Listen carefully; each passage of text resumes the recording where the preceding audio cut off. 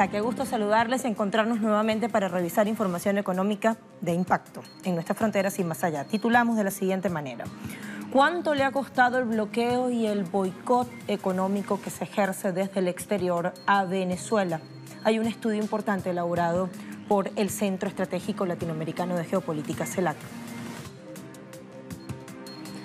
Irán celebra 40 años de la Revolución Islámica en medio de una lucha contra sanciones estadounidenses y también la pretensión de cercar a esta superpotencia regional.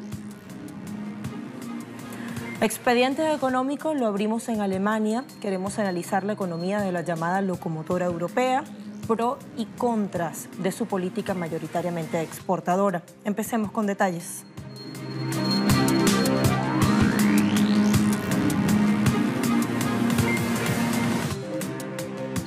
Un estudio de la Unidad de Debates Económicos del Centro Estratégico Latinoamericano de Geopolítica, CELAC, demuestra una vez más que el bloqueo financiero, comercial y económico que se ejerce contra Venezuela es el principal causante de la crisis económica que está atravesando el país suramericano hoy. Según esta investigación, Venezuela ha perdido 350.000 millones de dólares en producción de bienes y servicios entre 2013 y 2017. El estudio subraya la importancia capital de los bloqueos financieros para estrangular la economía de un país.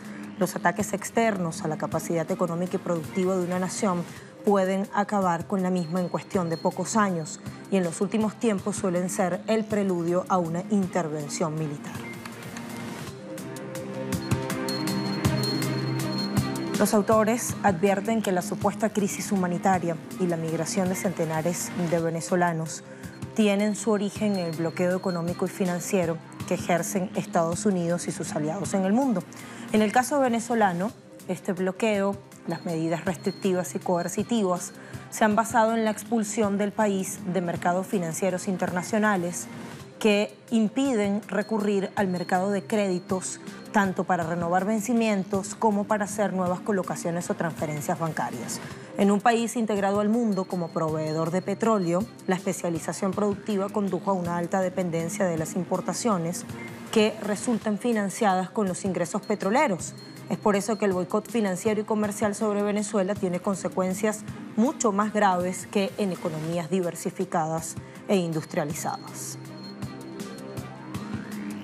Hay más datos. Desde que el presidente Nicolás Maduro asumió el cargo en 2013, el sector público venezolano dejó de recibir en términos netos flujos que en el quinquenio 2008-2012 habían supuesto más de 95.000 millones de dólares, es decir, unos 19.000 millones de dólares por año.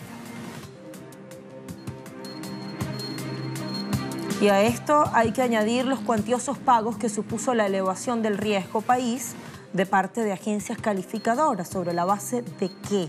Si bien Venezuela cumplió puntualmente los pagos de la deuda externa, agencias como Standard & Poor's o Moody's colocaron el riesgo país por encima de los 2.000 puntos desde 2015, con picos de hasta 5.000 e incluso 6.000 en algunas ocasiones.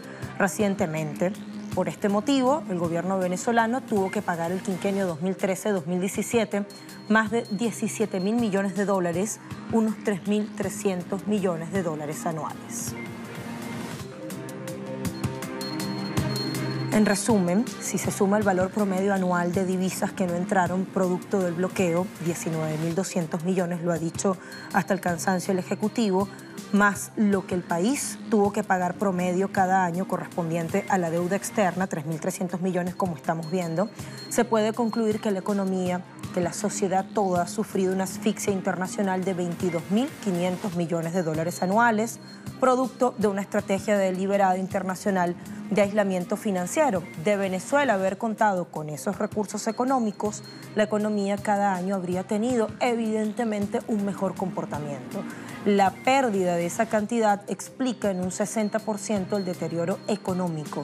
Y volvemos al principio, todo esto ha ocasionado que en el país las pérdidas en producción de bienes y servicios oscilen entre 350.000 millones de dólares. Allí los números muy claros en nuestra pantalla de impacto. Bueno, cambiamos de tema. En los últimos 13 años, el gobierno del presidente Evo Morales ha invertido el equivalente a casi 2.000 millones de dólares en proyectos socioproductivos.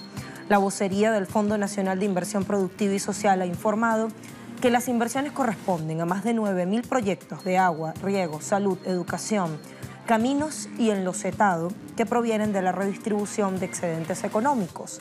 Las obras han generado un gran impacto y se puede verificar a través, por ejemplo, del programa Mi Riego, que aporta al PIB más de 1.400 millones de bolivianos.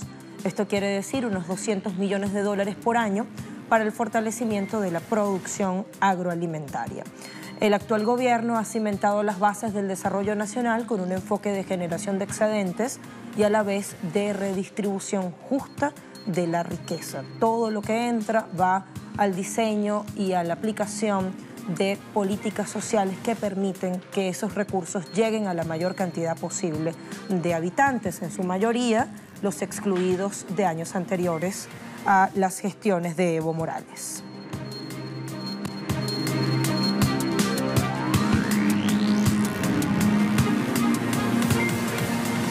El presidente de México, Andrés Manuel López Obrador, presentará esta semana un plan para fortalecer las finanzas de la estatal petrolera Pemex. El gobernante mexicano ha reiterado su disposición de fortalecer la referida empresa, quitándole cargas fiscales. Para esta semana se prevé entonces la presentación de un proyecto que esté dirigido a lograr ese objetivo tributario, entre otros, que permitirá hacer inversiones y sacar a Pemex del hundimiento tecnológico. El gobierno también apoyará a la Comisión Federal de Energía, que constituye otra importante empresa productiva manejada por el Estado. El mandatario ha adelantado una inversión para la administradora eléctrica de 500 millones de dólares. El primer ministro de India, Narendra Modi, ha destacado en su discurso la importancia del crecimiento de la energía en este país para 2040. Siendo India un mercado atractivo para las compañías energéticas con una demanda que se espera se duplique en 2040. Por lo tanto, en la inauguración de la Conferencia Internacional Petrotech 2019 de hidrocarburos, con asistencia de más de 90 ministros internacionales, el primer ministro de la India, Narendra Modi, destacaba la importancia de equilibrar los precios responsables del petróleo y gas para regular intereses de productores y consumidores, debido a que la energía es impulsor clave para el crecimiento socioeconómico planetario. India y Compañía Nacional de Petróleo de Abu Dhabi, ADNOC por su sigla, tienen acuerdos para almacenar el petróleo en reservas estratégicas y participar en la planificación de una refinería costera de 1.2 millones de barriles por día. También somos el tercer mayor consumidor de energía en el mundo, con una demanda que crece a más del 5% anual. India sigue siendo un mercado atractivo para las compañías de energía, con una demanda de energía que se espera que se duplique en 2040. Necesitamos pasar a un precio responsable con el equilibrio del interés de ambos, el productor y el consumidor. Bueno, vamos a revisar precios de los principales referentes petroleros. Acá tenemos nuestros indicadores con ayuda de nuestro balancín que aparece acá en nuestro estudio. El Brent está en 62,06 dólares por barril, ha subido 0,60%. En el caso del Texas Intermedio, tenemos 52,73 dólares por barril en las últimas sesiones, también una escalada en este caso de 0,21%. Y tenemos, como todos los lunes, el referente venezolano, la cesta PDVSA, que ha cerrado en 380.55 yuanes por barril la semana pasada. Esto es una subida de 6.10 yuanes. Ese precio está publicado tanto en el portal de Petróleos de Venezuela, PDVSA, estatal, como del Ministerio para Petróleo y Minería de este país. Tiempo de hacer una pausa en Impacto Económico. A la vuelta vamos a revisar con imágenes y datos actualizados qué deja y hacia dónde va ese diálogo económico reanudado en las últimas horas por las delegaciones de China y Estados Unidos.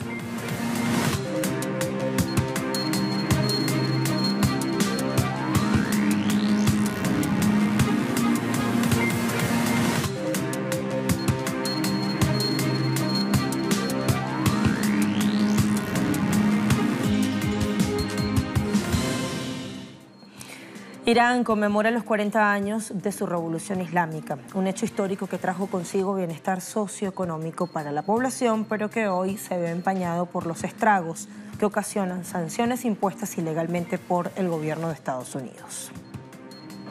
Por estos días, Irán celebra el 40 aniversario de su revolución islámica, un hecho que trajo importantes logros en materia socioeconómica, entre los que destacan que el ingreso per cápita se haya más que duplicado a $4.838 estadounidenses en 2018. Irán ahora tiene más de 100.000 médicos capacitados localmente, 18.000 centros médicos y produce el 95% de su propia medicina, según estadísticas del gobierno. Además, la esperanza de vida ahora es de alrededor de 75 en comparación a los apenas 57 antes de la revolución.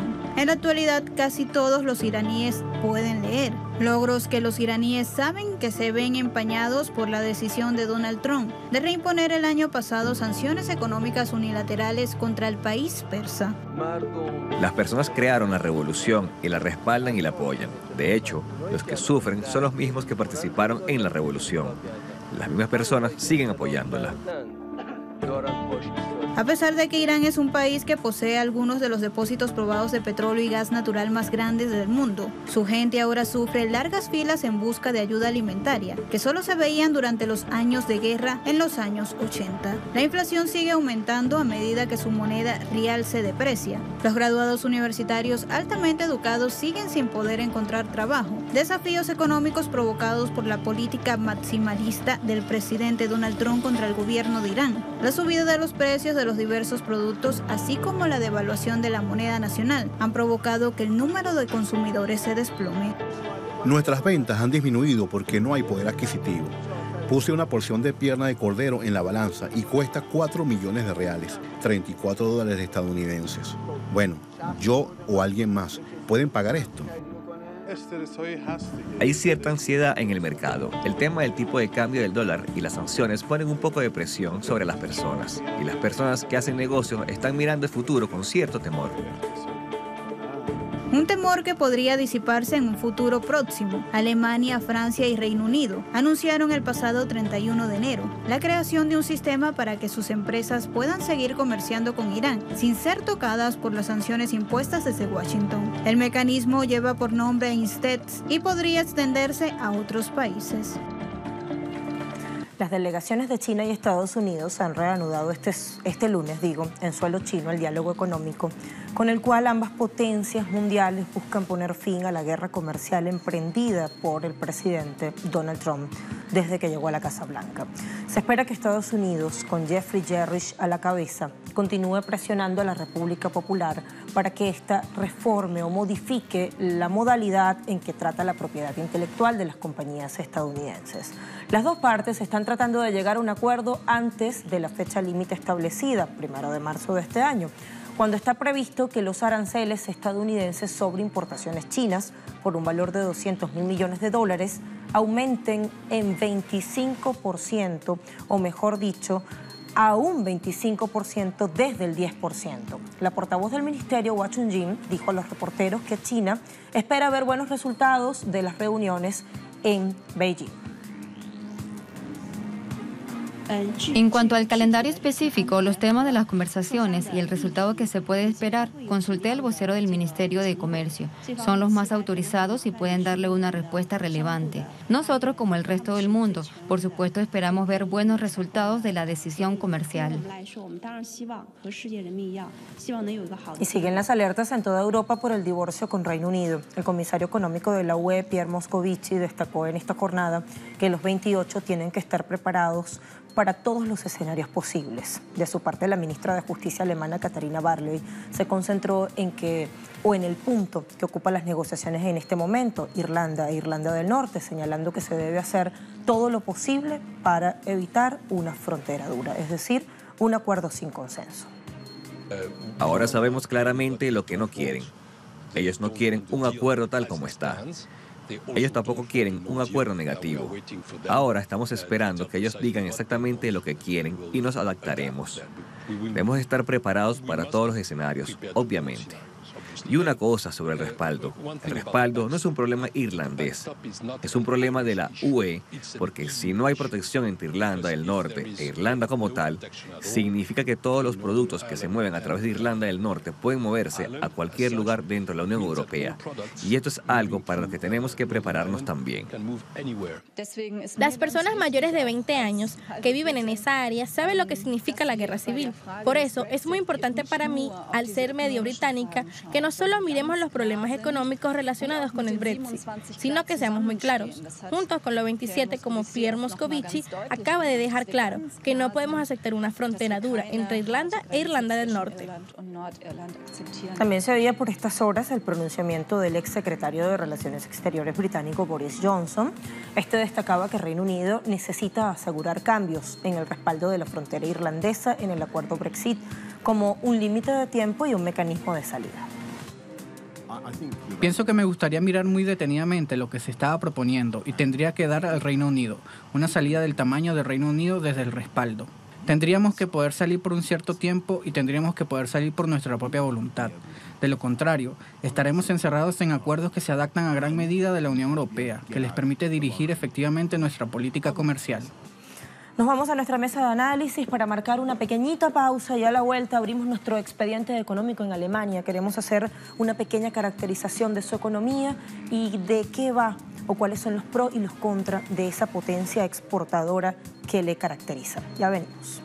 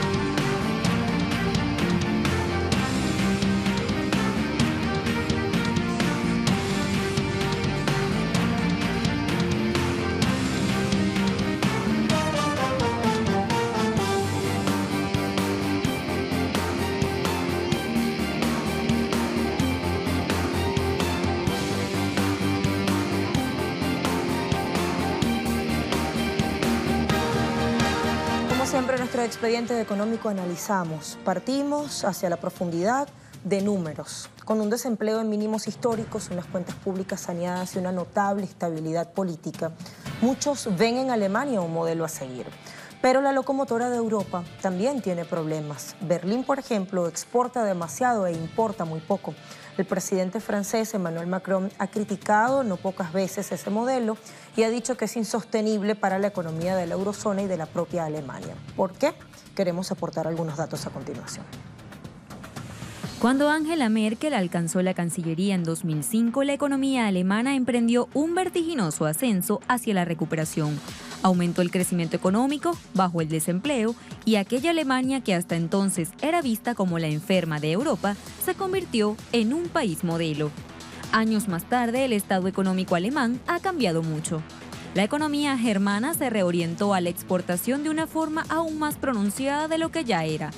Entre los años 2000 y 2010, la contribución de las exportaciones al Producto Interno Bruto pasó de un 30 a un 50%, dato que algunos expertos aseguran que muestra al menos dos puntos flacos de la economía alemana. Por un lado, la debilidad de su demanda interna.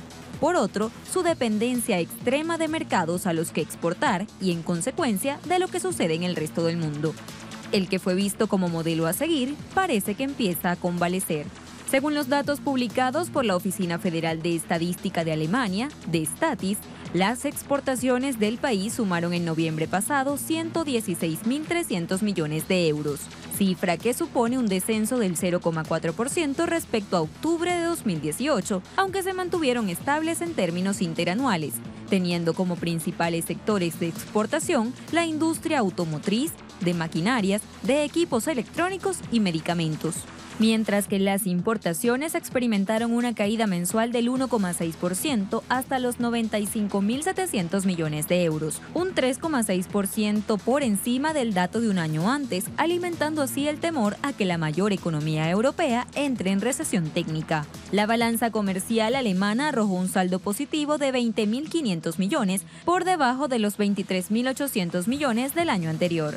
Estos datos fueron publicados un día después de que se conociera que la producción industrial de Alemania registró en noviembre de 2018 una caída del 1,9% respecto al mes anterior, cuando ya había bajado un 0,8%, lo que representa el mayor retroceso mensual del dato desde el verano de 2015.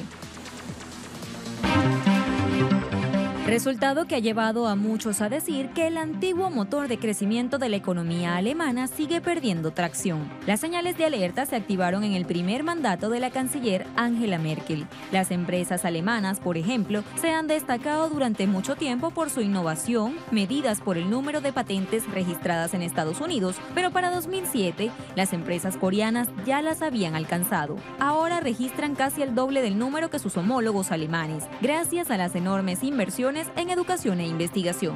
China también ha ido ganando terreno, uniéndose a Corea en reivindicar el liderazgo tecnológico mundial. La industria automovilística es un ejemplo de cómo Alemania está perdiendo su ventaja. El país ha disfrutado durante mucho tiempo de una reputación formidable por su calidad, rendimiento y estilo, pero eso podría estar cambiando. En un escándalo que crece cada vez más, los reguladores estadounidenses y europeos detectaron que empresas alemanas manipularon las normas de emisión de sus vehículos diésel. Los principales fabricantes alemanes no fueron capaces de obtener para sus modelos en la fecha límite la certificación relacionada con la nueva norma mundial de prueba de gases de escape de automóviles que entró en vigor el 1 de septiembre pasado, un problema que afectó directamente su producción a partir de agosto. Volkswagen, por ejemplo, redujo la entrega de sus coches en Europa en un 7,1% en octubre.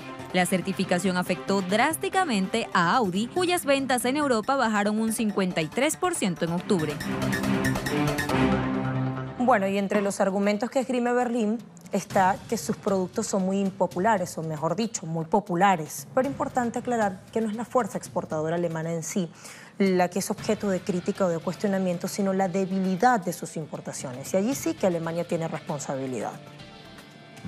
Según los cálculos de la Fundación Hans Böckler, el consumo doméstico se estancó durante casi 20 años antes de recuperarse finalmente. La evolución salarial fue similar, especialmente en el caso de los ingresos medios y bajos. Y las estadísticas del mercado laboral, que a primera vista parecen brillantes, también se deben al fuerte aumento del sector de salarios bajos y del empleo precario. Aunque la mayoría de los alemanes pueden decir que a pesar de todo les sigue yendo mejor que a otros en Europa, hay datos imposibles de ocultar. Es innegable que los alquileres en muchos centros urbanos están adquiriendo un valor incalculable para muchos, que actualmente hay menos de la mitad de viviendas sociales que en 1990. Tampoco se puede ocultar el avance e institucionalización de la precariedad, los minitrabajos y los retrocesos del sistema de pensiones tras su privatización, lo que crea un serio problema de jubilados pobres. Una tercera parte de la población alemana sufre directamente esas condiciones y el 19,7% está amenazado de pobreza y exclusión social, solo 4 puntos por debajo de la media europea que se sitúa en el 24%. Bueno, y ello evidentemente va ligado, va de la mano a cambios políticos que se avecinan con la salida de la canciller federal Angela Merkel.